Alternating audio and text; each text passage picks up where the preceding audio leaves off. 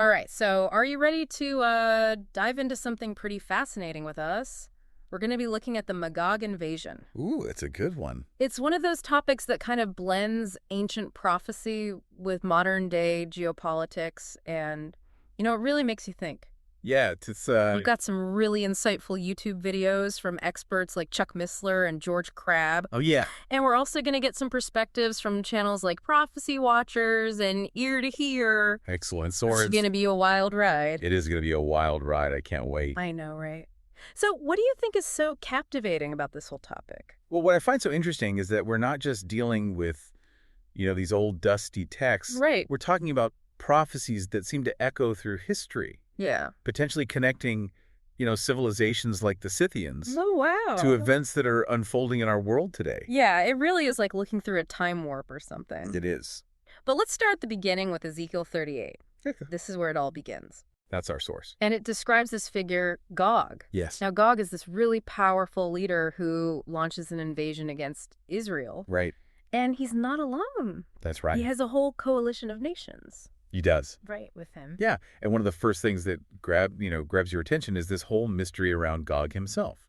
Oh, really? He just kind of pops up in the biblical narrative. Yeah. Yeah. Without this big backstory like a lot of the other major figures. It's almost like he materializes out of thin air, ready to conquer. Uh-huh. But Chuck Missler, Yeah. he gives us a possible clue in Amos 7.1, Okay. which suggests that Gog might actually be a demonic entity. A demonic entity. Like, think of it as a locust king leading a devastating swarm. Oh, wow. It really makes you wonder if Gog is meant to be this kind of recurring archetype throughout history, embodying, that conquering force rather than just one single individual. That's a really good point. What do you think? I think that's a really thought-provoking connection. Yeah. Because it brings, another layer to this whole prophecy. Okay. If we kind of entertain that idea. Yeah. It implies that Gog could manifest in different forms throughout different, eras. Mm-hmm. And it links up with Revelation 20.8, where Gog and Magog appear again. Okay. So it's kind of hinting at a connection between these events across vast, stretches of time. So we've got this potentially demonic figure leading this massive charge. Yeah. But in order to really understand who's in this army, we have to look at the ancestry of these nations as it's laid out in the Bible. Absolutely. Right. Absolutely. The table of nations in Genesis 10 is absolutely crucial for deciphering, these prophecies. Right. And it's really important to remember that the Bible often uses ancestral names to refer to entire nations. Okay. It's providing this kind of timeless anchor. Okay. It's like how we might refer to Persia and Iran almost interchangeably today. Right. So it's kind of establishing this connection that transcends, the boundaries of specific historical periods. Exactly. And here's a really interesting detail. What's that? The Bible lists 70 nations that descend from Noah. Okay. Which actually mirrors the 70 members of Jacob's family who journeyed to Egypt. Huh. So what do you think? Is there some deeper significance to that parallel? I think the number 70 definitely holds, symbolic weight in the Bible. Okay. I think it reinforces this idea of God working with Israel and the nations and weaving them all into this grand narrative. It might even suggest a kind of universal plan that encompasses all of humanity. Yeah, not just one chosen people. Exactly. Okay, so let's talk about those fierce warriors from the north, the Scythians. Yeah. They were practically legendary. They were. Dominating the steppes from Ukraine all the way to China. Amazing. And Magog, according to some interpretations, is linked to these nomadic conquerors. That's right. What do you think about that connection? That is a fascinating connection. Because remember, Gog seems to appear out of nowhere in the biblical text. Yeah, he does. And the Scythians, too, were known for these sudden and devastating raids. Okay. Like a force of nature. Wow. Emerging from this vastness of the steppes. Right. And then conquering and vanishing. Wow. Herodotus even described their brutal customs. Really? Like using enemy scalps as napkins. Oh, my God. And drinking from their enemy skulls. That is chilling. Yes. It's like their ferocity was woven into their very culture. Yeah. But it's not just about brutality. No, you're right. It's not. Those frozen tombs that have been uncovered by archaeologists have revealed glimpses into their daily lives, their art, their beliefs. Exactly. It's a reminder that even cultures known for their, warrior spirit have layers of complexity to them. Right. And, think about how their heritage still resonates today. Yeah. Particularly in Russia. You see it in the contrast between the beauty of their arts and literature. Yeah. And the sometimes harsh realities of their history. Wow. It's like echoes of those ancient Scythian warriors are still there. I think so. Yeah, and their national psyche. It's like that conquering spirit has been passed down through generations. For better or for worse. Exactly. Yeah. Okay, so now let's shift our focus to the modern era. Okay. Ezekiel 38 doesn't just name Magog. It lists his allies as well.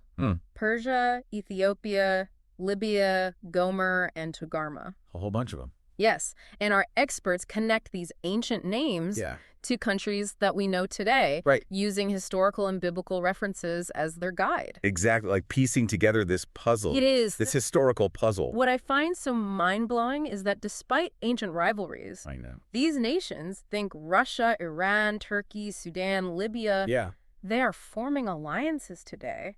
It's like the pieces are falling into place just as Ezekiel predicted. Thousands of years ago. Thousands of years ago. It's really a point to pause and consider, isn't it? It is. Are we simply observing history repeating itself? Yeah. Or is there something more profound at play? That is the question. And it's definitely something that we are going to continue to think about as we continue our deep dive. Exactly. Okay, so we've unpacked a lot there. We have. But we can't forget about the target of this whole invasion. Right. Israel. Tiny little Israel. The Bible highlights the importance of Israel's restoration in 1948. Okay. After being a desolate land for centuries, it's fulfilling Ezekiel 36 and 37. Right. I mean, when you think about it, that's pretty remarkable in and of itself. It really is, especially when you consider, the historical claims others have made on that land. Yeah. Like when Emperor Hadrian renamed Judea to Palestina in 136 AD. Oh, yeah. Trying to erase its Jewish identity. Wow. So this really highlights the ongoing tension that surrounds this region even today. Absolutely. And then there's this intriguing phrase in Ezekiel 38.8. Okay. Dwelling securely. What do you think that's referring to? What do all think? Is it genuine peace or is it a false sense of security? Yeah. It's ambiguous, isn't it? It is. And it really adds another layer to this prophecy. It does. It invites us to consider, is Israel's current state one of true peace? Or are they kind of blindly walking into, a dangerous situation? And remember, this prophecy speaks of events unfolding in the latter years. Right. We're talking end-time scenarios. Okay, so we've got this potentially demonic Gog leading a coalition of nations, including modern-day Russia and Iran. Right, yeah. And then we have Israel, perhaps in the state of false confidence as their target. Oh, boy. So what happens next? I think things are going to get pretty intense. I think so, too. Yeah, Ezekiel describes God unleashing this series of cataclysmic events against Gog and his allies. Like what? Earthquakes, plagues, torrential rains. Wow. Hailstones, fire, and brimstone. Full on fire and brimstone raining from the sky. It's a full-blown divine intervention. That sounds like a Hollywood disaster film. It does. Yeah. The imagery is definitely dramatic. Yeah. It's meant to convey the sheer magnitude of God's power. Okay. Chuck Missler even suggests that a powerful enough event, like a massive, nuclear detonation, could potentially alter the Earth's orbit.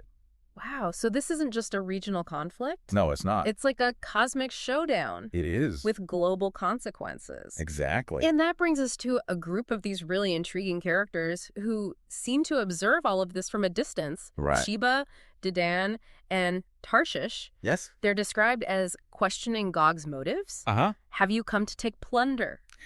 Interesting. They disapprove, but they don't actually intervene. Right, like they're that cautious voice of reason. Yeah. Observing but hesitant to get involved. So our experts suggest that these nations could represent modern-day Saudi Arabia and Britain, or perhaps even the United States and its allies. That passive stance really raises some questions about global politics and alliances. It does. Who will stand with Israel when push comes to shove? Yeah, it really makes you think about the role of bystanders, in the face of global conflict. Yeah.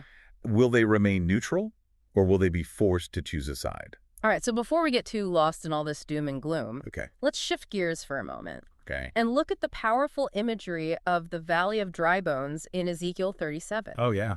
This vision speaks of restoration Yeah. and hope, even in the midst of all this conflict. Right. So what do you make of this Valley of Dry Bones? Well, it's often interpreted as representing that miraculous rebirth of Israel as a nation. Okay.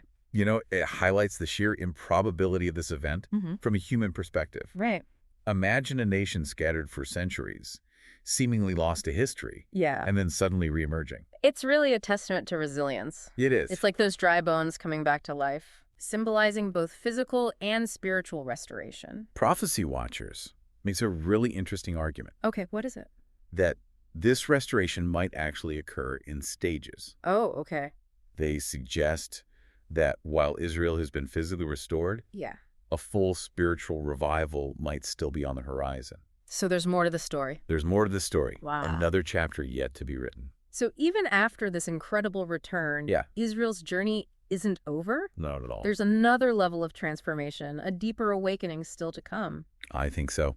That's amazing. It is. And what fascinates me is how this vision connects to these broader themes of hope and renewal. Right. Even in the midst of all this anticipation of conflict. Yeah. There's this powerful message of God's faithfulness and his ability to bring life from seemingly impossible situations. Which is a beautiful image. It is, and it's such a powerful takeaway. It is. Well, unfortunately, it looks like we're just about out of time for this part of our deep dive. But don't worry, we've got plenty more to uncover in the next segment.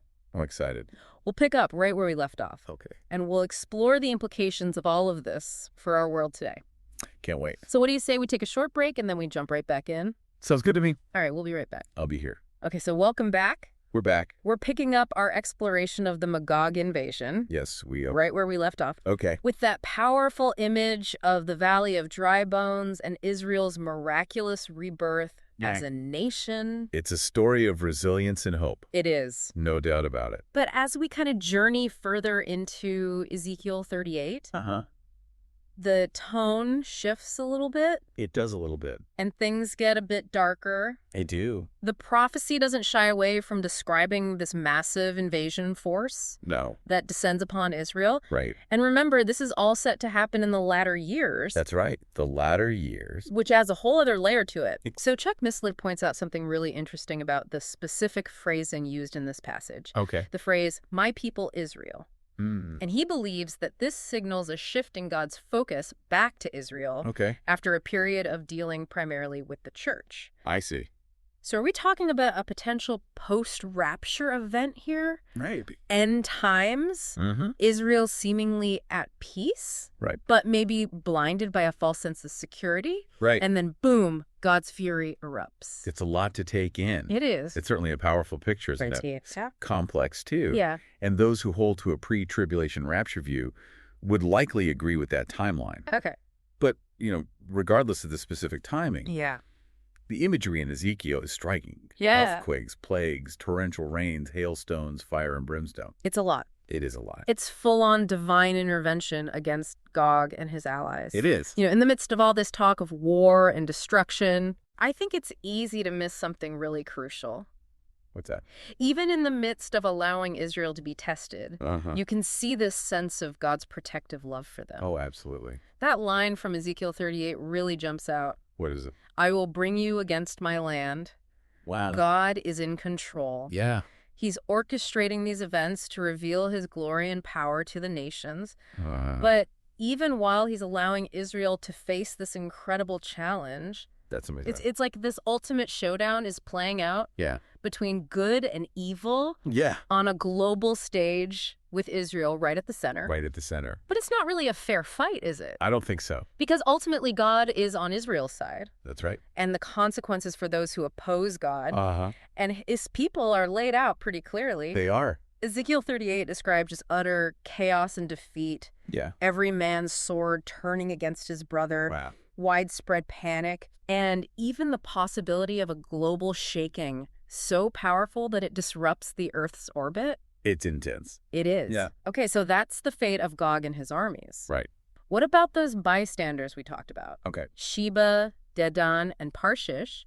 They disapproved of the invasion, Right. but ultimately they chose to just stay out of it. Exactly. They're depicted as questioning Gog's motives. Right. Have you come to take plunder? Yeah. They see the injustice, but they don't do anything. It's a curious stance. It is. It really is. Yeah. What do you think? Well, our experts offer some interesting insights into who these nations might represent today. Okay. Sheba and Dedan are often linked to modern-day Saudi Arabia. Okay. And Tarshish is thought to be Britain. Okay. Or maybe like a broader representation of the Western world. I see. So that passive stance is interesting? It is. It's like this cautious skepticism. Okay. A reluctance to get involved. Do you think these nations will ultimately step in to help Israel? It's hard to say, will they stick to their neutrality? Yeah, it raises these big questions about global alliances and, the responsibilities of nations to intervene in the face of injustice, oppression. Big questions. What do you think? Looking at the world today, are we seeing any parallels to this dynamic? It's certainly a question worth pondering. Yeah. Especially as we see geopolitical alliances shifting and power dynamics changing. Right. There are definitely historical echoes in the way nations, navigate conflict and choose sides. Right. But I think to really grasp the significance of it all, we need to remember that overarching theme that runs through Ezekiel 38 and 39. And what's that? And that is God's name being glorified and sanctified. So it's like God is using this entire conflict, this clash of nations, to demonstrate his power and faithfulness. To the whole world. To the whole world. He's making a statement. What's the statement? Look, I am the God of Israel, and I will not allow my people to be destroyed. Wow, that's powerful. That's a powerful declaration of God's sovereignty. Yeah. And a reminder that he's working out his purposes, even amidst the chaos and turmoil of human history. It is reassuring. It is. But even with this divine intervention, Prophecy Watchers brings up a really interesting point about the spiritual state of Israel during this time. They argue that even though Israel's been physically restored to the land, there's still this need for spiritual renewal, a true return to the God of their fathers. That's a perspective that resonates with many who study these prophecies. Right. It's like saying the dry bones have come together, flesh has appeared, but the breath of God's Spirit is still missing. Right. The physical restoration has happened. But a deeper spiritual transformation is yet to come. So we're seeing one stage of this multifaceted process with the potential for even greater outpouring of God's Spirit on his people in the future. I think so.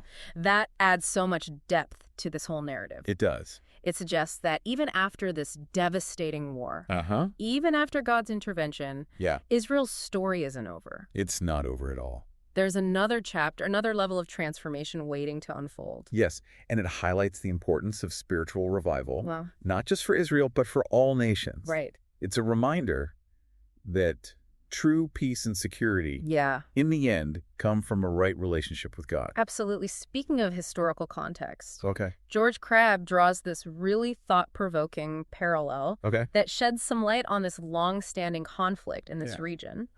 He points to Emperor Hadrian's decision back in 136 AD to rename Judea to Palestina. Right, an attempt to erase its Jewish identity. It's a reminder of how political agendas can be used to manipulate history and suppress entire cultures. And it underscores that deep-rooted animosity towards Israel that has persisted for centuries. That's right. Fueling these very conflicts that we're still dealing with today. Still grappling with? It's like this tragic cycle of history repeating itself, driven by these same forces of prejudice and power struggle. Unfortunately, yes. It makes you wonder, are we simply witnessing the same patterns play out over and over again? Or is there something more profound happening? That's the question. Something that points to a greater purpose. And that's the question that keeps us searching.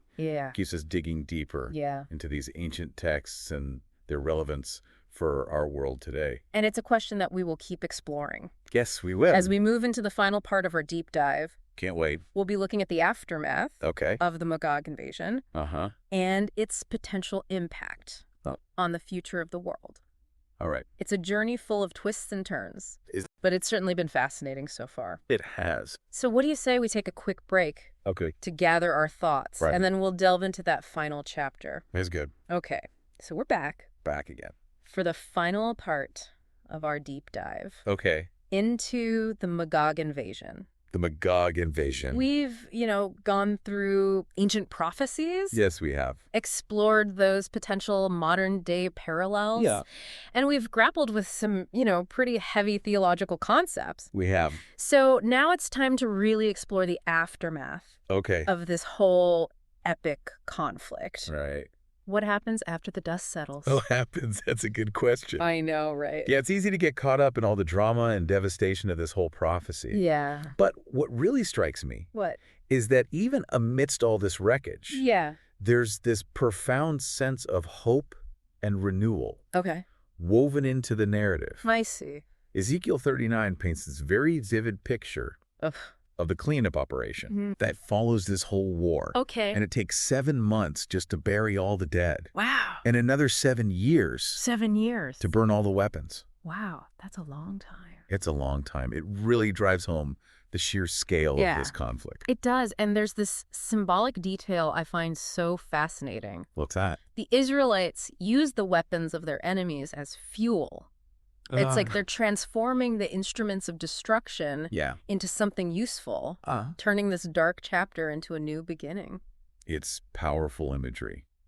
It is. It really is. And speaking of new beginnings, yes, Ezekiel 39 doesn't stop there. No, it doesn't. It goes on to describe this dramatic transformation of the land itself. The land itself. The mountains of Israel are restored, the cities are rebuilt, and the people are able to dwell securely, free from fear of invasion. It's beautiful. It's a picture of peace and prosperity that really stands in stark contrast to the devastation of the war. Absolutely. It's like God wipes the slate clean and makes all things new. It's a reminder that even after the darkest of times, there's always that possibility of restoration, a chance for a brighter future. A chance for a brighter future. And this restoration isn't just about the physical landscape. What else is it about? It extends to the spiritual realm, too. Oh, wow. God promises to pour out his spirit on the people of Israel, giving them new hearts and new spirits. It's a complete transformation. It is. Inwardly and outwardly. That's the final piece of the puzzle. What is? The dry bones come together,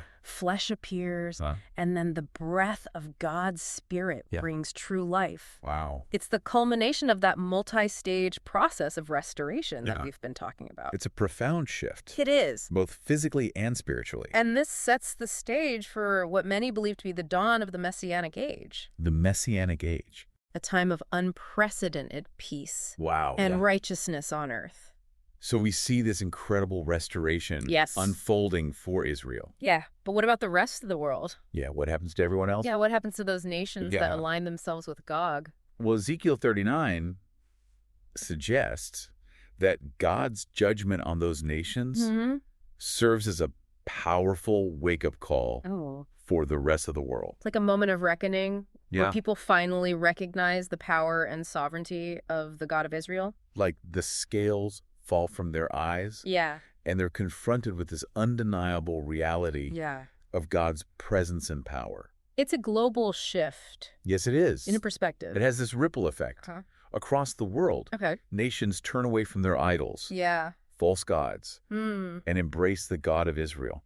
Wow. And his ways. It's global repentance. Yes. A turning toward righteousness. On a scale that's hard to fathom. It's like a massive reset button is hit on humanity's relationship with God. It's a stark reminder that even in the midst of judgment, God's ultimate desire is for redemption and reconciliation. He longs to draw all people to himself. He does. That's really powerful. It is. And as we wrap up our exploration of this Magog invasion, I want to leave you with this thought. Okay. We've explored the historical context. Yeah. We've wrestled with, the theological implications. Right. But I think the most important question is, what does all of this mean for you? That's a great question. What does it mean for each of us listening today? What should our listeners take away from all of this? Well, I think the first takeaway is a call to awareness. we need to be aware of the times we're living in. Yeah. While we can't predict, specific dates or events, Yeah. the Bible does give us a framework for understanding the trajectory of history. Yeah. And recognizing the potential signs of the end times. So it's about being informed, yes, discerning, paying attention to what's happening around us. Absolutely. And, considering how these ancient prophecies might be unfolding. In our world. In our world today. Recognizing those patterns. Right. Connecting the dots. And I think it's also a call to be prepared. To be prepared. Both spiritually and practically. The Bible encourages us to be ready for the Lord's return. Okay. And to live lives that reflect his love and righteousness. So it's not just about bracing ourselves for some future apocalyptic event. No, it's about living each day in a way that honors God, knowing that he is in control. Right. Regardless of what the future holds. And finally, I think it's a call to hope. Hope. While the Magog invasion is a sobering prophecy. Yeah. It is. It ultimately points to a glorious future for those who are in Christ. It speaks of a time when God's kingdom reigns supreme. Yes. And righteousness and peace and justice prevail. It's a powerful reminder that even in the face of darkness, the light will ultimately triumph. The light will triumph. That is definitely a message worth holding on to. It is. No matter what challenges we face. No matter what. In the days ahead. That's right. We've covered so much ground in this deep dive. We have. From ancient prophecies and, fierce Scythian warriors to modern-day geopolitics and apocalyptic scenarios. It has been a journey. It has been quite the journey. It has. Well, as we conclude our exploration, I want to encourage you to continue digging deeper into the resources that we've discussed today. Absolutely. You'll find the links down in the show notes. Yes, and remember, the journey of discovery doesn't end here. Keep searching. Yes. Keep questioning. Keep exploring the fascinating world of biblical prophecy. And don't forget to share your thoughts and insights with us. We love hearing from you. We do. Yeah. Until next time. Until next time. Keep those minds curious. Keep them curious. And remember, even amidst all the uncertainty and change, the future is securely in God's hands. That's right.